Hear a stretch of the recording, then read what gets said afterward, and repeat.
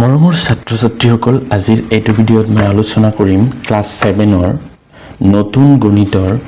অনুশীলনী 1 বা এক্সাৰসাইজ 1ৰ সকলোকেইটা প্ৰশ্ন উত্তৰ ইংৰাজী আৰু অসমীয়া দুয়োটা মাধ্যমত। তোমালোকে শেষলৈকে ভিডিঅ'টো ভালকৈ চাবা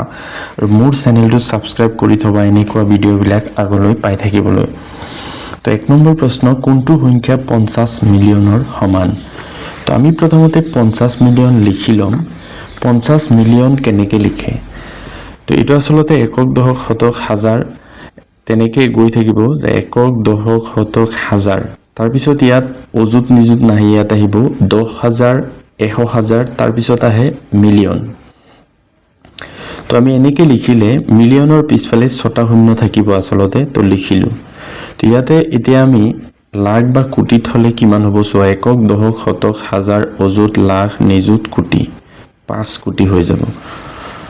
তো এইটো মনত ৰাখিবা যে মিলিয়নৰ পিছফালে 6টা শূন্য থাকে। তো 50 মিলিয়ন পিছফালে 6টা শূন্য দিলোঁ, এইটো লাখ বা কোটিৰ গড়ত গ'লে কিমান হয়, 5 কোটি। তো এইটো চোৱা আনসাৰ কোনটো হ'ব, অপশ্যন চিটো হ'ব শুদ্ধ। তাৰপিছত চোৱা কোনটো সংখ্যা 1,50,307 হ'ব? তো 1 মিলিয়ন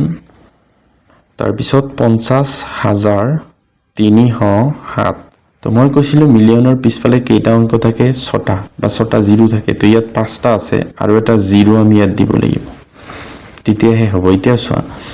একক, দশক, শতক, হাজাৰ, 10,000, 100,000, 1 মিলিয়ন। তো এইটো সংখ্যা অপশ্যন ক'ত আছে চোৱা, 1050307 অপশ্যন এতে আছে। তাৰপিছত চোৱা তলত দিয়া কোনটো সংখ্যা 7981654 সংখ্যাটোত থকা 8 আৰু 6ৰ স্থানীয় মানৰ পাৰ্থক্য হ'ব? ইয়াতে 8ৰ স্থানীয় মান আৰু 6ৰ স্থানীয় মানৰ পাৰ্থক্য লিখিব লাগে। তো 8ৰ স্থানীয় মান হ'ব, 8ৰ পিছফালে 4টা শূন্য দিলোঁ আৰু 6 যিহেতু শতকৰ গড়ত আছে, একক, দশক, শতক, গতিকে 600 হ'ব। এতিয়া বিয়োগ কৰিব লাগিব, 0ৰ পৰা 0 গুচি গ'লে 0, 0ৰ পৰা 0 গুচি গ'লে 0, 10ৰ পৰা 6 গুচি গ'লে 4, ইয়াত থাকিব 9, ইয়াত থাকিব 7। তো 79400 অপশ্যন বি। তো ইংৰাজীটো এনেকৈ লিখিবা, অসমীয়াত যেনেকৈ লিখিছোঁ, which number is equal to 50 million. তো এইটো দেখাইছোঁ 5 crores হ'ব। আৰু হুইচ নাম্বাৰ ইজ 1,50,307। তো এইটো আছিলে 1,050307 অপশ্যন এত আছে। তাৰপিছত which of the following number is difference of the place of 8 and 6 in the number 7981654। তো এইটো চাইছা 8ৰ প্লেচ ভেলু হ'ল 80,000 আৰু 6ৰ 600। তো এটাৰ পৰা আনটো মাইনাছ কৰিলে 79400 হয়, অপশ্যন বি। তাৰপিছত চোৱা 4 নম্বৰ প্ৰশ্নটো আছে, নিকটতম 10লৈ আহন্নমান কৰি 520 হিচাপে পোৱা আটাইতকৈ ডাঙৰ আৰু আটাইতকৈ সৰু সংখ্যা দুটাৰ পাৰ্থক্য কি? তো আহন্নমান লৈ যদি আমি 520 পাব লাগে আটাইতকৈ ডাঙৰ সংখ্যা, তেতিয়া ডাঙৰ সংখ্যাটো 520 হ'ব আৰু সৰু সংখ্যাটো হ'ব 511 আৰু ইয়াৰ আহন্নমান হ'ব 510 আচলতে। তো এই দুটাৰ মাজৰ পাৰ্থক্য কিমান হ'ব চোৱা, 9। তো আনসাৰ কোনটো হ'ব শুদ্ধ, অপশ্যন চি। তো ইয়াতো লিখিবা ইংৰাজী যে 4 নম্বৰৰ আনসাৰ কি হ'ব, অপশ্যন চি 9। তাৰপিছত 35472 সংখ্যাটোত কিমানটা শতক আছে? ইয়াত চোৱা 35472, ইয়াতে যদি আমি চাওঁ তো শতকৰ ঘৰ হিচাপে একক, দশক, শতক, এইটো আসলতে এনেকুৱা 35400, অৰ্থাৎ ইয়াতে কিমানটা শতক আছে, 354টা। তো এইটো অপশ্যন কোনটো হ'ব, অপশ্যন এ। তো ইংৰাজীটো এনেকৈ লিখিবা, হাউ many hundreds are there in the number 35472 354। তাৰ পিছৰ অংকটো চোৱা, কোনো এখন বিদ্যালয় শিক্ষাৰ্থীৰ মাজত চিত্ৰাংকন প্ৰতিযোগিতা অনুষ্ঠিত কৰাৰ কাৰণে স্বেচ্ছাসেৱী সংগঠন এটাই 232 জন শিক্ষাৰ্থীৰ বাবে 240খন চাৰ্ট পেপাৰ কিনিলে। সংগঠনটোৱে তলত দিয়া কোনটো পদ্ধতি ব্যৱহাৰ কৰিলে? সঠিক মান। তো এইটোতো সঠিক মান নহয়, সঠিক মান হ'লে একজেক্ট হ'ব লাগিব। 10ৰ স্থানলৈ আহন্ন মান 232ৰ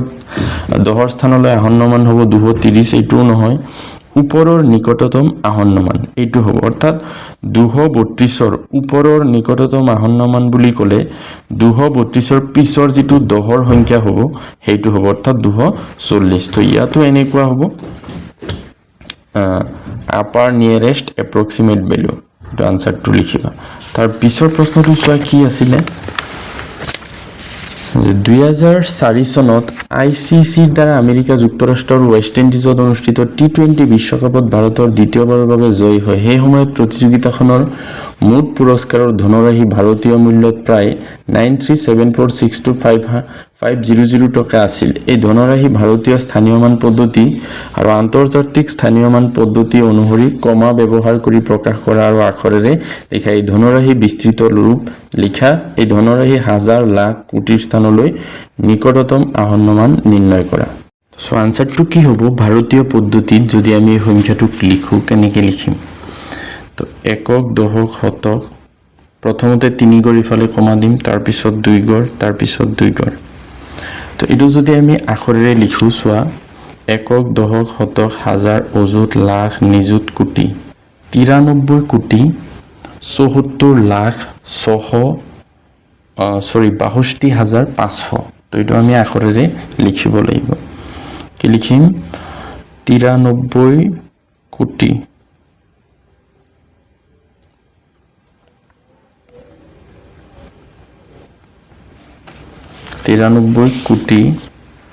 74 লাখ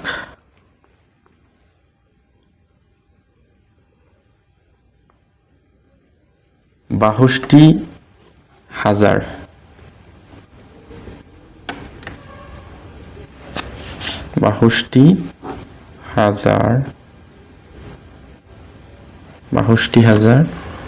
500 তো এটো ইংৰাজীত লিখিলে কি লিখিবা 93 crore 74 lakh 62,500 তো এটো লিখি দিবা তাৰ পিছত আন্তৰ্জাতিক পদ্ধতিত যদি আমি কমা দিও 3 গড় ইফালে ইফালে কমা দিব লাগে তো দিলো এটো আমি লিখিলে কি লিখিম একক দশক শতক হাজাৰ 10,000 1,000 1 মিলিয়ন অৰ্থাৎ 937 মিলিয়ন 462,500 তো এটো লিখিবা এনেকে 937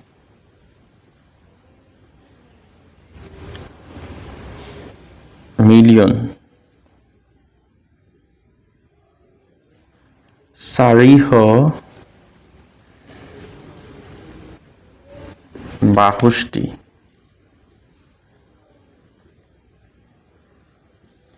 হাজাৰ 500 তো এটি হ'ব আনসাৰ ইংৰাজীত লিখিলে এনেকে লিখিবা 937,462,500 দুই নম্বৰ প্ৰশ্নটো চোৱাই ধনৰাশি বিস্তৃত ৰূপত লিখা আৰু সিটো আছে এই ধনৰাশি হাজাৰ লাখ কোটিৰ স্থানলৈ নিকটতম আসন্ন মান নিৰ্ণয় কৰা আমি কেনেকৈ কৰিম চোৱা প্ৰথমতে মই সংখ্যাটো লিখি লৈছো ইয়াৰ বিস্তৃত ৰূপ হ'ব প্ৰথম অংকটো কি আছে 9 পূৰণ 1 লিখিম একৰ লগত কিমানটা শূন্য দিম কিমানটা অংক আছে চোৱা 1 2 3 4 5 6 7 8 8টা শূন্য দিম 1 2 3 4 5 6 7 8 প্লাস পিছৰ অংকটো লিখিম 3 পূৰণ 1 একৰ লগত কেইটা শূন্য দিম 3টা 4টা 5টা 6টা 7টা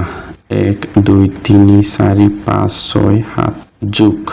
পিছৰ অংকটো কি 7 হাতৰ লগত 7 পূৰণ 1 লিখিম তাৰ পিছত কেইটা অংক লিখিম কেইটা 0 দিম 6টা পিছৰ অংকটো আছে 4 পূৰণ 1 কেইটা শূন্য লিখিম 1 2 3 4 5 যেহেতু 4 ৰ পিছফালে 5টা অংক আছে এই কাৰণে 5টা শূন্য দিম প্লাস তাৰ পিছত আছে সোয়াকো 6 পূৰণ 1 লিখিলে 6 ৰ পিছফালে 4টা অংক আছে গতিকে 1ৰ লগত 4টা শূন্য দিম প্লাস 2 পূৰণ 1 2 ৰ পিছফালে 3টা অংক আছে 1ৰ লগত 3টা শূন্য বহিব প্লাস তাৰ পিছত চোৱা কি আছে 5ৰ পিছফালে 2টা শূন্য আছে 1ৰ লগত 2টা শূন্য দিম তাৰ পিছত শূন্য আছে 0 পূৰণ 0ৰ পিছফালে আৰু এটা শূন্য আছে শূন্য কেইটা নিলিখিলেও হ'ব লিখি দিছোঁ তথাপি মই তো এইটো হ'ল বিস্তৃত ৰূপ তো এইটো নিশ্চয় বুজি পাইছা এটা অংক লিখিছোঁ পূৰণ একৰ লগত সেই অংকটোৰ পিছফালে কিমানটা শূন্য আছে বহাই দিছোঁ এনেকৈ গোটেইকেইটাৰ লগত বহাইছোঁ এইটো হ'ল বিস্তৃত ৰূপ তো ইংৰাজীটো এনেকৈ লিখিবা তো এই সংখ্যাটোৰ হাজাৰলৈ আসন্ন মান কিমান হ'ব চোৱা একক দশক শতক হাজাৰ হাজাৰৰ গড় এইটো তো হাজাৰৰ পিছৰ ঘৰটো যেহেতু 5 আছে তো আমি জানো যোনটো সংখ্যালৈকে আমি বা যিটো অংকলৈকে আমি আসন্ন মান উলাম তাৰ পিছৰ অংকটো যদি 5 বা 5তকৈ বেছি থাকে তেতিয়া এই সংখ্যাটোৰ এই হাজাৰৰ গড়টোত কি হ'ব এক এটা যোগ হ'ব অৰ্থাৎ এইখিনিলৈকে ঠিকে লিখিম 9 3 7 4 6 এইটোৰ জায়গাত কি হৈ যাব 3 তাৰ পিছৰখিনি কি হৈ যাব 0 0 তিনটা 0 তাৰ পিছত এইটো ইংৰাজীটো সেম লিখিবা এনেকৈ তাৰ পিছত লাখলৈ একক দশক শতক হাজাৰ অযুত লাখ তো লাখৰ গড় হ'ল এইটো তো 4ৰ পিছফালে যিকেইটা অংক আছে 4ৰ একদম লগৰ অংকটো যদি 5 বা 5তকৈ ডাঙৰ হয় তেতিয়া ইয়াত এক যোগ হয় অন্যথা যেটো অংক আছে এইটোই থাকিব পিছফালৰ কিনি 0 হৈ যায় যেহেতু 5তকৈ ডাঙৰ আছে গতিকে কি হ'ব 937475 হৈ যাব 4ৰ লগত এক যোগ হ'ব আৰু তাৰ পিছফালৰ কিনি 0 হৈ যাব 5টা 0 হৈছে এনেকৈ ইংৰাজীত লিখিবা তাৰ পিছত কোটি লৈ একক দশক শতক হাজাৰ অযুত লাখ নিযুত কোটি কোটিৰ গড়টোত 3 আছে 3ৰ পিছৰ অংকটো যেহেতু 7 5তকৈ ডাঙৰ গতিকে 3ৰ লগত এক যোগ হ'ব 94 তাৰ পিছৰ ফালে সবখিনি 0 হৈ যাব কেইটা 0 হ'ব 7টা তো চোৱা মই 7টা দিছোঁ এইটো হ'ব উত্তৰ 8 নম্বৰ অংকটো চোৱা 1 5 6 আৰু 8 আটাইকেইটা অংক ব্যৱহাৰ কৰি অংকৰ পুনৰাবৃত্তি নকৰাকৈ এনে এটা সংখ্যা গঠন কৰা যিটো সংখ্যাৰ শতক স্থানলৈ আসন্ন মান 6500 আৰু হাজাৰ স্থানলৈ আসন্ন মান 7000 হয় তো এই অংকটো কেনেকৈ কৰিম চোৱা তো আছিলে 8 নম্বৰ আমাৰ অংককেইটা কি দি আছে চোৱা 1 5 6 8 আৰু আমি এইকেইটাক পুনৰাবৃত্তি কৰিব নোৱাৰিম তো আমি সংখ্যাটো কি লিখিব লাগিব তো আমি প্ৰথমতে লিখি লম সংখ্যাটো হ'ব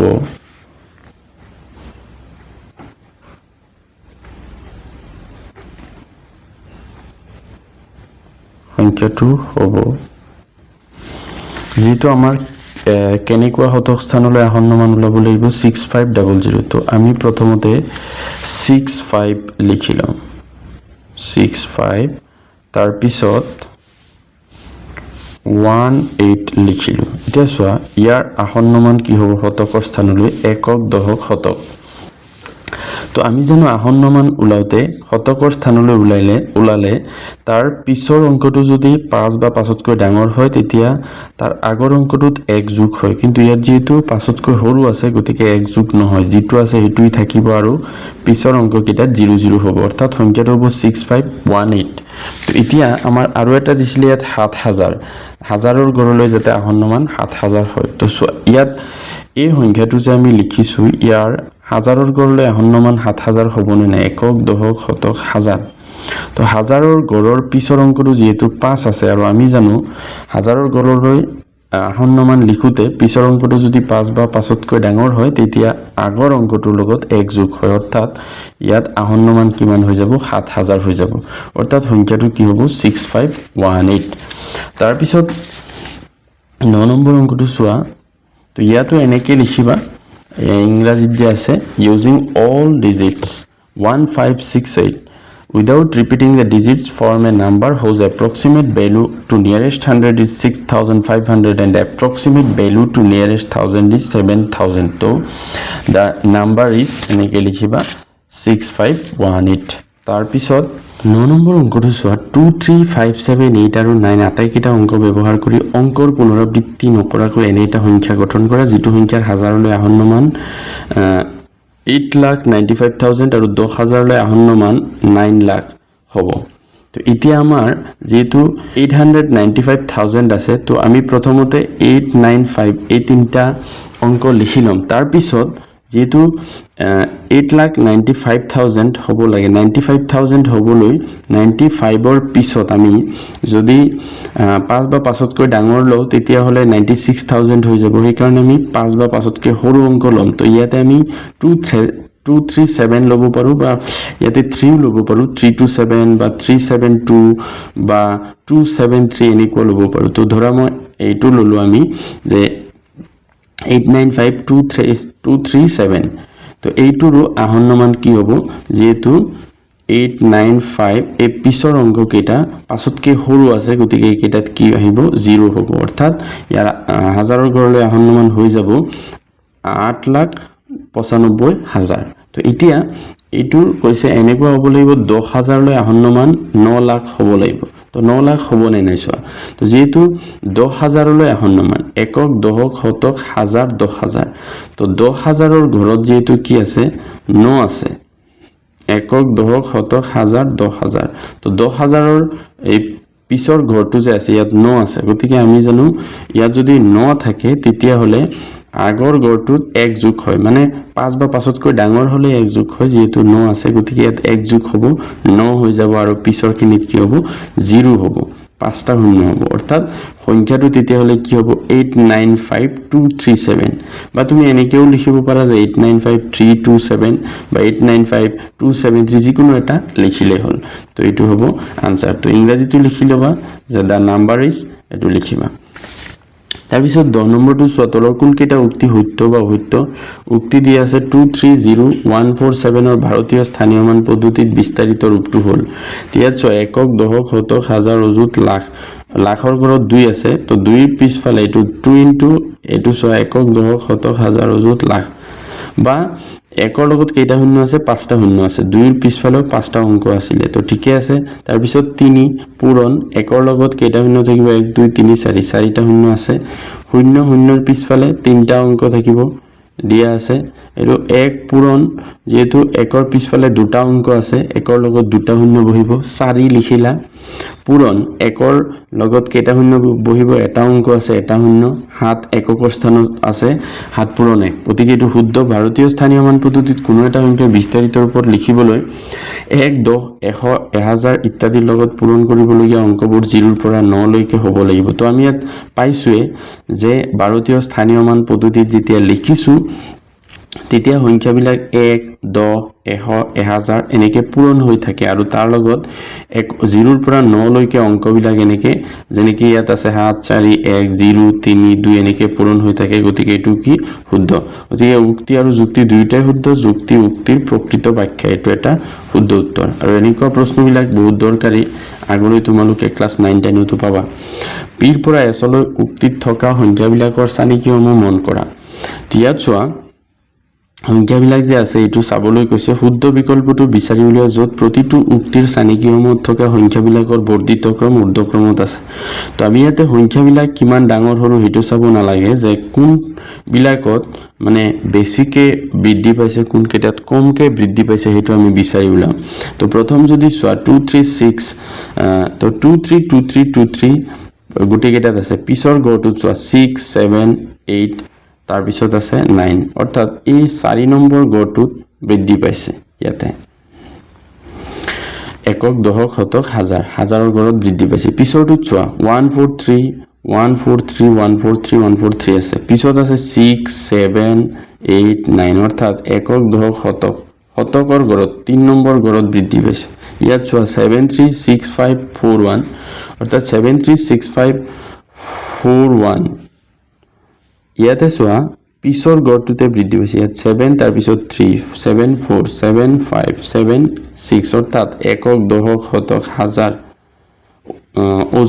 অযুতৰ গড়ত বৃদ্ধি পাইছে পিছত সোৱা ইয়াতে 9135 9135 9135 এইখিনি ঠিকে আছে পিছৰ গড়টোত অৰ্থাৎ দশকৰ গড়ত বৃদ্ধি পাইছে অৰ্থাৎ ইয়াতে বৃদ্ধিৰ যেটো মাপ হেতু কোনটোত আটাইতকৈ কম এই এছত আটাইতকৈ কম তাৰ পিছত আছে সোৱা এটো যেটো 2 নম্বৰ গড়ত বৃদ্ধি পাইছে 3 নম্বৰ গড়ত কোনটোত বৃদ্ধি পাইছিলে এটো কিউত তাৰ পিছত সোৱা 4 নম্বৰ গড় কোত বৃদ্ধি পাইছিলে পিত তাৰ পিছত সোৱা 5 নম্বৰ ঘৰ ক'ত বৃদ্ধি পাইছিলে একক দশক শতক হাজাৰ অযুত আৰত অৰ্থাৎ আৰৰ যিটো বৰ্ধিত ক্ৰম এইটো আটাইতকৈ ডাঙৰ এছৰ আটাইতকৈ সৰু তাৰ পিছত কিউৰ অলপ বেছি পিৰ অলপ বেছি আৰৰ আটাইতকৈ বেছি তো এনেকুৱা ফৰ্মটো হ'ব এছ কিউ পি আৰ ক'ত আছে চিত আছে অপশন চিত আছে তো ইয়াতো এনেকৈ লিখি দিবা ইংৰাজীটো অপশন চিটো শুদ্ধ তাৰ পিছৰ প্ৰশ্নটো চোৱা যে উক্তি 865,492 সৰ্বোচ্চ স্থানৰ নিকটতম আহন্নমান তো ইয়াৰে সৰ্বোচ্চ স্থান যেহেতু একক দশক শতক হাজাৰ অযুত লাখৰ গড়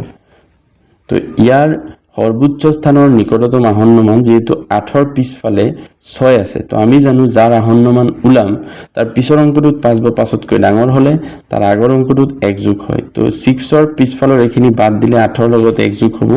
9 লাখ হ'ব তাৰ পিছত যিকোনো সংখ্যাৰ আহন্নমান উলিয়াবলৈ দিয়া স্থানৰ হুফালৰ পৰৱৰ্তী অংকটো 5 বা 5তকৈ বেছি হলে মূল অংক 1 বঢ়াই হুফালৰ অংকবোৰৰ মান শূন্য কৰা হয় তো এইটো শুদ্ধ আহন্নমান এনেকৈ ওলাই গতিকে উক্তি আৰু যুক্তি দুইটাই শুদ্ধ আৰু যুক্তি খ উক্তি কৰ প্ৰকৃত ব্যাখ্যা হয় অপশন এ টু কি হ'ব শুদ্ধ এনেকে ইংৰাজীটো অপশন এ টু শুদ্ধ দি দিবা তো এইটো আছিল এক্সাৰসাইজ 1 বা অনুশীলনী 1 ৰ অংককেইটা ভিডিওটো ভাল লাগিলে লাইক কমেন্ট কৰিবা আৰু তোমাৰ লগৰ বন্ধু বান্ধৱীলৈ শ্বেয়াৰ কৰি দিবা আৰু চেনেলটো সাবস্ক্ৰাইব কৰি থবা